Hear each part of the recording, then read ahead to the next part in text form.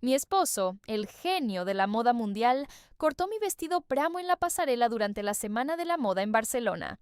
Me llamó una percha barata que arruina sus patrones y me empujó, medio desnuda, bajo las cámaras de los paparazzi, anunciando el divorcio por una joven musa. No sabía que yo soy la dueña anónima del gigante textil Silk y Steel, que le suministra cada hilo y cada botón. Mientras él salía para el saludo final, presenté una demanda por violación de derechos de autor y confisqué toda su nueva colección Pramo bajo los focos. Su desfile no terminó con aplausos, sino con la incautación de la ropa ante los ojos de la editora jefe de Vogue. Tu imperio de la moda se ha derrumbado, querido. Ahora veremos cómo coserás uniformes de prisión con lona barata. Entre bastidores reinaba un caos controlado, como una colmena antes de la tormenta. El aire estaba denso por la mezcla de laca cara para el cabello, vapor de planchas y el olor acre de la adrenalina. Hoy era el desfile final de la casa de Marco en la Semana de la Moda de Barcelona, un evento que todo el mundo esperaba. Mi esposo, Marco de Marco, era considerado un dios de la industria moderna, el chico de oro de la moda. Yo, Valentina, no era solo su esposa, sino su musa constante, su modelo principal y la persona que había sacado su marca de las deudas hace 5 años. Estaba frente al espejo mientras 3 asistentes ajustaban sobre mí el look final, la rosa de cristal. Era un vestido obra maestra, tejido con un hilo de acero único mezclado con la seda más fina. Esta tecnología había sido desarrollada en mis laboratorios secretos durante 2 años, y Marco ni siquiera sospechaba que las muestras gratuitas de tela provenían de mi propio conglomerado Silk y Steel. Más rápido, debe salir perfecta, gritó Marco al acercarse a mí. Sus ojos ardían con un brillo extraño, casi depredador. Ajustó mi cuello, pero en lugar del habitual beso de buena suerte, solo sentí el frío de sus dedos. ¡A la pasarela, Valentina! ¡No deshonres mi nombre! Di un paso hacia la pasarela. La luz de los focos me cegó, y miles de lentes de teléfonos y cámaras formaron un muro sólido. En la primera fila, justo frente al punto final, estaba Anna Wintour con sus inseparables gafas, junto con toda la élite de la prensa europea. Caminaba con seguridad, sintiendo cómo la tela de acero brillaba bajo la luz como metal líquido. Estaba convencida. Este era nuestro triunfo conjunto. Pero a mitad de camino, Marco irrumpió de repente en la pasarela. El público contuvo la respiración. Normalmente el diseñador solo aparece al final. Esperaban un momento emotivo de amor, pero Marco sacó de su bolsillo unas enormes tijeras de sastre de acero. ¡Deténganse!, gritó al micrófono, y su voz retumbó como un trueno. Antes de que pudiera entender lo que ocurría, agarró el borde de mi corsé. Se oyó un horrible chirrido de metal y el desgarro de la seda. Con un movimiento profesional y cruel, cortó mi vestido desde el hombro izquierdo hasta el muslo. La tela invaluable, en la que mis artesanos habían trabajado miles de horas, se abrió, dejando mi cuerpo expuesto ante cientos de cámaras. ¡Basta de esta farsa!, gritó al público, mientras yo intentaba cubrirme desesperadamente. Este desfile está dedicado a la perfección, y tú, Valentina, eres solo una percha barata y vieja que arruina mis geniales patrones. Ya no eres digna de llevar mis creaciones. La sala estalló en flashes caóticos. Los paparazzi se subían a las sillas para capturar mi humillación desde todos los ángulos. Sentí cómo mi corazón caía en el vacío. Anuncio nuestro divorcio aquí y ahora, continuó Marco, ignorando mi mirada atónita. Extendió la mano hacia bastidores y apareció una modelo de 19 años, Lucía, ya vestida con una copia de mi vestido. Un verdadero genio necesita sangre nueva, una nueva musa, no un lastre del pasado que me arrastra hacia abajo. ¡Seguridad! ¡Saquen esta basura de mi desfile! Yo, medio desnuda, temblando de frío y vergüenza insoportable, fui agarrada bruscamente por 2 guardias y empujada hacia la salida principal del teatro, directamente a la calle Aviñó, donde una multitud de curiosos y blogueros me rodeó al instante como a un animal herido. Marco se reía a mis espaldas, escuchando los aplausos del público, que lo tomó como una performance radical. Estaba seguro de que me había destruido como mujer y como modelo, de que me había arrojado al basurero de la historia. Solo olvidó un pequeño detalle.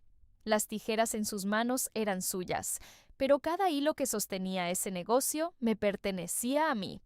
Bajo la lluvia, cubriéndome con la tela de acero rasgada, sentí que dentro de mí hervía algo mucho más fuerte que cualquier seda. Saqué de un bolsillo oculto de mi abrigo, que había quedado junto a la entrada, mi teléfono móvil. Soy Valentina Alba. Código de acceso, Requiem. Comiencen la confiscación. Miré hacia las ventanas del salón, donde Marco justo estaba haciendo su reverencia al público. Hoy cortó mi vestido. En una hora yo cortaré toda su vida. Mientras los guardias me empujaban bajo la fría lluvia, en la sala dorada del teatro reinaba una atmósfera de euforia desquiciada. Marco de Marco estaba de pie bajo el cruce de los focos blancos, sosteniendo con fuerza la mano de su nueva musa, Lucía. El público, mal acostumbrado al arte moderno y habituado al escándalo, ofrecía una auténtica ovación de pie. Interpretaron la humillación pública de su esposa y la destrucción de un vestido multimillonario como un gesto artístico genial y audaz, símbolo del nacimiento de un nuevo genio. «¡Esta es la nueva era de Marco!», gritaba Marco, con la voz temblando de excitación, mientras Lucía posaba con un vestido que era una copia exacta de mi rosa de cristal. La verdadera belleza no tolera el envejecimiento, no tolera el desgaste ni el pasado. Hoy corté el lastre que me impedía volar hacia las estrellas. Ya veía los titulares de los periódicos del día siguiente. El genio corta el pasado. Ya sentía el olor de cheques por decenas de millones, pero no notó cómo la música empezó a distorsionarse, ni cómo, en lugar de críticos entusiasmados, comenzaron a acercarse a la pasarela hombres con trajes oscuros y placas metálicas de agentes judiciales, junto con oficiales de la policía de Barcelona. La música se interrumpió a mitad de compás, dejando en la sala un silencio tenso y doloroso. La luz palideció y el foco principal quedó inmóvil, iluminando cada gota de sudor en la frente de Marco. «¿Señor de Marco?». El agente judicial principal subió al escenario, desplegando ante el diseñador un documento con un gran sello rojo del Tribunal Supremo. «Tenemos una orden federal para la incautación inmediata de toda la colección Rose Metal». Su esposa, Valentina Alba, como única propietaria del conglomerado textil Silk y Steel, ha rescindido oficialmente el contrato de suministro y ha revocado el derecho de uso de sus materiales patentados por una grave violación de las normas éticas del contrato. Marco soltó una risa corta e histérica, más parecida a un ladrido. «¿Qué tontería es esta? Yo soy un gran diseñador. Son mis patrones, mis bocetos. Esas telas me fueron enviadas como material promocional». En negocios de este nivel no existe el concepto de promoción, señor de Marco. El agente hizo una señal a dos policías que ya se acercaban a Lucía. «Cada hilo, cada gancho metálico en esta sala es propiedad de la señora Alba. Dado que usted utilizó estos materiales sin autorización legal vigente y además destruyó públicamente una muestra de propiedad del conglomerado, toda la ropa presente aquí se considera ahora mercancía falsificada y prueba en un caso de robo masivo de propiedad intelectual. Lo que ocurrió después pasaría a la historia de la moda como la noche de los maniquíes desnudos». Las agentes se acercaron a Lucía, que aún intentaba posar, sin entender que las cámaras ya no captaban su belleza, sino su caída. «Quítese el vestido, señorita», ordenó una oficial con frialdad, sacando una bolsa de evidencia. «Esta propiedad será confiscada inmediatamente, aquí mismo». Lucía empezó a gritar, intentando cubrirse con las manos, pero la ley era implacable, al igual que la mirada de Anna Wintour en la primera fila. Ante los ojos de la élite conmocionada, comenzaron a quitarles los atuendos de diseñador a las modelos del fondo. Los doblaban sin cuidado y los metían en bolsas negras de plástico, como si fueran basura tras una fiesta. La seda, el acero y los cristales desaparecían en la oscuridad de los contenedores policiales. Yo observaba ese caos a través de un monitor en una sala de servicio, ya vestida con un impecable smoking negro carbón de mi propia marca secreta, cuya existencia Marco ni siquiera sospechaba. A mi lado estaba Antonio, mi abogado principal, con el rostro tan frío como mi corazón. «Señora Alba», dijo sin apartar la mirada de la pantalla, donde la policía ya estaba esposando a Marco por resistirse a la autoridad e insultar a los agentes. «Las acciones de su casa de moda han caído a un mínimo crítico en estos 12 minutos. Los inversores están rompiendo acuerdos en pánico. Acabamos de adquirir el paquete de control mediante un fondo intermediario por el precio de un solo carrete de hilo. Salí de la sombra tras bastidores y avancé lentamente hacia la pasarela. La sala, que hacía un instante hervía de ruido histérico, quedó en silencio. Caminé pasando junto a Marco, al que dos policías sostenían por los brazos, retorciéndoselos. «¡Valentina!», jadeó él, con el rostro rojo por la rabia y la desesperación impotente. Su peinado, antes perfecto, estaba deshecho, haciéndolo parecer un loco de la calle. «¡No tienes derecho! Yo te creé de la nada. Te di mi apellido, mi estatus». Me detuve a un paso de él y lo miré a los ojos con una indiferencia helada, propia de quienes han sobrevivido al fuego. «Tú me diste un apellido, Marco, uno que acabo de recomprar junto con tus deudas de alquiler y de impuestos. Dijiste que soy una percha que arruina tus geniales patrones, ¿no? Pues mira a tu alrededor. Tus geniales patrones ahora están tirados en bolsas de basura, porque sin mi hilo de acero, sin mi dinero y sin mi paciencia, no son más que trapos caros que no valen ni el peso de ese metal». Me acerqué a Lucía, que temblaba en ropa interior bajo cientos de teléfonos apuntándole, y me quité el smoking para cubrir sus hombros. «Toma, querida, vas a necesitar algo mucho más sólido que las promesas vacías de un genio cuando mañana salgas a buscar un nuevo trabajo, porque en la casa de moda de Marco hoy no hubo solo un desfile. Hoy hubo un funeral. Se llevaron a Marco entre los gritos de inversores furiosos que exigían su dinero». Me giré hacia el micrófono que él acababa de soltar y miré directamente al alma de la cámara en transmisión en vivo. «El espectáculo realmente ha terminado, señoras y señores», dije con una voz fría, de acero. «Pero mañana por la mañana sabrán cómo suena el verdadero oro en el mundo de la moda, donde ya no hay lugar para falsos reyes». Tras pasar la noche en una celda de detención preventiva, Marco parecía la sombra de sí mismo. La seda cara de su camisa olía a tabaco barato y lejía, y profundas sombras marcaban su rostro. Lo dejaron en libertad bajo fianza solo porque un fondo anónimo, Alba Invest, pagó la suma necesaria. Marco estaba seguro de que alguno de sus antiguos patrocinadores de Milán había tenido compasión. «Volveré, la aplastaré», gruñía al salir del tribunal. «Tengo un ático en el centro de Barcelona, con una colección de arte de 5 millones. Lo venderé todo y abriré un nuevo taller en una semana». Tomó un taxi y se dirigió a su lujosa vivienda en el Paseo de Gracia. Pero en la entrada le esperaba una sorpresa desagradable. Su llave electrónica no funcionó. La cerradura simplemente parpadeó en rojo. La puerta se abrió y apareció Antonio, mi abogado, con una tableta en la mano. «Señor de Marco, llega tarde. El desalojo se realizó hace 2 horas». «¿Qué tontería es esta? Es mi propiedad privada». Intentó apartarlo, pero detrás del abogado aparecieron 2 cargadores. «Este apartamento estaba registrado a nombre de su empresa de Marco Luxury», explicó Antonio con calma. «Y como sabrá, la empresa ahora pertenece a la señora Alba. Ella decidió cambiar el uso de este espacio. Pase, mire». Marco irrumpió en la sala donde antes colgaban originales de Picasso y había muebles de piel de cocodrilo. Su mandíbula cayó. Todo el lujoso espacio estaba lleno de pilas de bolsas negras de plástico, las mismas en las que la policía había metido su colección la noche anterior. En cada bolsa colgaba una gran etiqueta: «Defectuoso, no apto para uso». Sus vinos de colección habían sido derramados, y en la bodega ahora se almacenaban rollos de lona barata para uniformes de trabajo. «¿Dónde están mis cuadros? ¿Dónde está mi oro?», gritó, agarrando a Antonio por las solapas. «Vendido en una subasta hace 1 hora para saldar sus deudas con las costureras a las que no pagó durante 3 meses». Sonó mi voz desde el fondo de la habitación. Salí de su antiguo despacho, sosteniendo en la mano un solo objeto: las mismas tijeras de acero con las que había cortado mi vestido. «Sabes, Marco, este ático es demasiado grande para una sola persona.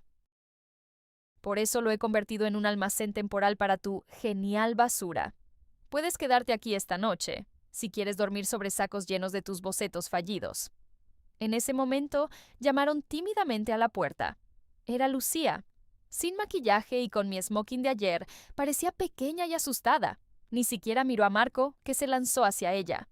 «Lucía, cariño, diles. ¿Tú viste cómo ella lo organizó todo?»